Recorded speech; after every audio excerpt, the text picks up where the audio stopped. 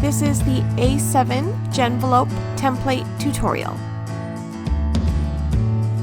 So we'll start with the 8.5 inch side in the top of our scoreboard and make our first score at 1/2 inch, and then make the second score at 8 inches. We'll rotate the cardstock to the 11 inch side and make our first score at 2¼ inches, and then make the second score at 7½ inches.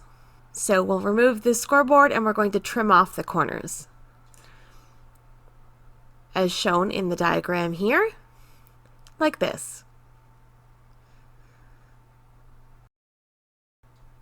And then angle cut side flaps like this, and this is what we'll have left.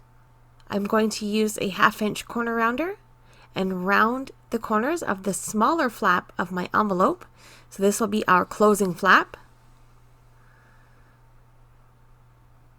And then I'm going to crease all of the folds. So I'll fold down all of the score marks and burnish them with my bone folder. I'll make sure everything lines up correctly, and then apply adhesive to the larger flap on the bottom, and then adhere the envelope together.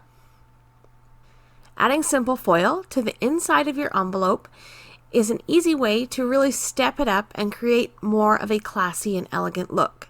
So I've got a piece of foil cardstock, and I will apply adhesive just to the top part. I've also rounded the corners of this foil to match my cardstock.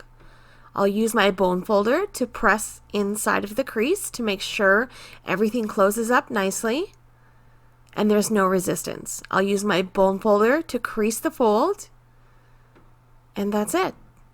Now it's time to take a fancy card, stick it inside of this envelope, and mail your card away.